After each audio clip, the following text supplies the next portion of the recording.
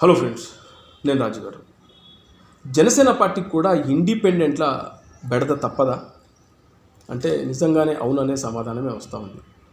ఎందుకంటే జనసేన పార్టీ కోసం పనిచేసి, జనసేన పార్టీ ఈ నియోజకవర్గాల ఇన్ఛార్జీలుగా పనిచేసి, ఆ తర్వాత పొత్తులో భాగంగా 21 సీట్లకే పరిమితమైన దృష్ట్యా చాలామందికి టికెట్లు రావు కూడా. ఎందుకంటే మనం తీసుకున్న 21 కాబట్టి మిగతా అందరికి కూడా టికెట్లు ఇవ్వాలంటే కష్టం. వాళ్ళు కూడా ఆశించడం కూడా కరెక్ట్ కాదు.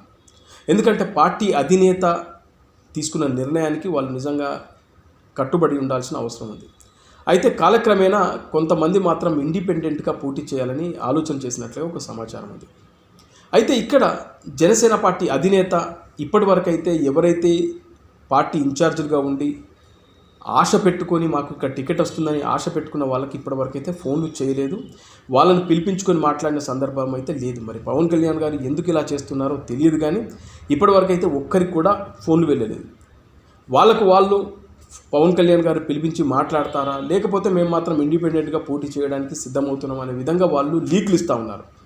కొన్ని చోట్లయితే బహిరంగంగానే మాట్లాడుతూ ఉన్నారు. కొంతమంది అయితే రోడ్ల మీద ధర్నాలు చేస్తూ ఉన్నారు.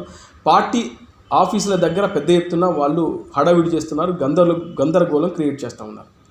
ఇక మరొక టాక్ ఏంటంటే జనసేన పార్టీలో అభ్యర్థులు ఎక్కడున్నారు, జనసేన పార్టీ పోటీ చేయడానికి అసలు క్యాండిడేట్లే లేని పక్షంలో పవన్ కళ్యాణ్ గారు 21 తప్ప ఇంకా ఎక్కువ సీట్లు ఎట్లా ఆశిస్తారనే విధంగా కొంత టీడీపీ అనుకూల మీడియా సంస్థలు మరికొందరు మాట్లాడుతూ ఉన్నారు. వాస్తవానికి మనం గమనిస్తే జనసేన పార్టీకి దాదాపు 70 స్థానాల్లో బలమైన అభ్యర్థులు ఉన్నారు. ఆ లిస్టు కూడా ఈ మధ్యకాలంలో పెద్ద ఎత్తున సర్క్యులేట్ అయింది. హరిరామ జోగయ్య లాంటి వాళ్ళు కూడా అదే లిస్టును జనాల్లోకి పంపించారు. పవన్ కళ్యాణ్ గారి దగ్గర కూడా ఆ లిస్టు మొదటి నుంచే ఉంది. దాదాపు 74 స్థానాల్లో బలమైన వ్యక్తులు ఉన్నారు. మరి పొత్తులో భాగంగా అవి కుదరలేదు కాబట్టి ఆ బలమైన వ్యక్తులు ఇప్పుడు అందులో ఒక 6 నుంచి 8 మంది ఇండిపెండెంట్గా పోటీ చేయడానికి సిద్ధపడతా ఉన్నారు. అయితే ఇక్కడ జనసేన పార్టీ కోసం బలంగా కష్టపడ్డ వాళ్ళు కొద్దిమంది ఉన్నారు. ముఖ్యంగా చూస్తే పోతిన మహేష్ తీసుకుంటే ఆయన విజయవాడ పశ్చిమ నుంచి చాలా రోజుల నుంచి కష్టపడి పనిచేస్తూ ఉన్నారు. డోర్ టు డోర్ తిరుగుతూ ఉన్నారు. ఆయన కూడా ఎక్స్పెక్ట్ చేశారు నాకు టికెట్ వస్తుందని. అక్కడ బీజేపీకి వెళ్ళిపోయింది. ఇప్పుడు ఆయన అసంతృప్తితో ఉన్నాడు. మరి ఆయనను నాదెళ్ల మనోహర్ కానీ పవన్ కళ్యాణ్ గారు కానీ ఇప్పటివరకు ఆయనకు ఫోన్ చేసి మాట్లాడింది అయితే లేదు. ఒకవేళ అది బీజేపీకి పోని పక్షంలో నీకే వస్తుందని చెప్పారు. మరి ఆయన ఎంతవరకు మరి వెయిట్ చేస్తారు ఏంటో తెలియదు, కానీ ఆయన మొన్ననే ఒక కామెంట్ చేశాడు, నేను ఇండిపెండెంట్గా పోటీ చేస్తాను, పవన్ కళ్యాణ్ గారి ఫోటో పెట్టుకొని చేస్తాను అన్నారు. అదే కాకుండా మొన్నటి వరకు సత్తెనపల్లి నియోజకవర్గానికి సంబంధించి ఇన్ఛార్జిగా ఉన్న బుర్రా అప్పారావు అనే వ్యక్తి కూడా ఇదే పరిస్థితి. Mega fan. అది కాకుండా పవన్ కళ్యాణ్ గారు ఏదైతే జనసేన పార్టీకి పెద్ద ఎత్తున ఫండింగ్ ఇస్తున్న వ్యక్తి, దాదాపు ఇప్పటి వరకు 6-7 కోట్లు ఖర్చు పెట్టుకున్నాడంట. 2.5 కోట్ల వరకు జనసేన పార్టీకి వివిధ సందర్భాల్లో ఆయన విరాళాలు ఇచ్చాడు. ఆయన కూడా చాలా రోజుల నుంచి, అంటే దాదాపు 10 సంవత్సరాల నుంచి వెళ్ళి జనసేన పార్టీతో కలిసి పనిచేస్తూ ఉన్నాడు. అలాగే జనసేన పార్టీ ఎదుగుదలలో తను కూడా ఆ నియోజకవర్గంలో కీలక భూమిక పోషించిన వ్యక్తి. సత్తెనపల్లి ఏదైతే ఇప్పుడు అంబటి రాంబాబు నియోజకవర్గం, అక్కడి నుంచి ఆయన పోటీ చేయాలనుకున్నాడు. కుదరని పక్షంలో పెద్దకూరపాడు నియోజకవర్గం నుంచి పోటీ చేయాలనుకున్నారు. పవన్ కళ్యాణ్ గారు కూడా నువ్వు పెద్దకూరపాడు నుంచి నువ్వు పని చేసుకో అని చెప్పారు. ఇలాంటి సందర్భంలో ఆయన ఖర్చుకు వెనకాడకుండా పెద్దకూరపాడు నియోజకవర్గంలో కార్యకర్తలను కలుపుకొని పెద్ద ఎత్తున ఆయన ఆ నియోజకవర్గంలో తనదైన ముద్ర వేసుకుంటూ వెళ్తూ ఉన్నాడు. ఇది కాకుండా పాదయాత్ర చేశాడు. ఇక ముఖ్యంగా పవన్ కళ్యాణ్ గారు ముఖ్యమంత్రి అవ్వాలని రాజశ్యామ యాగం కూడా ఆయన చేశాడు, చాలా ఖర్చు పెట్టుకొని.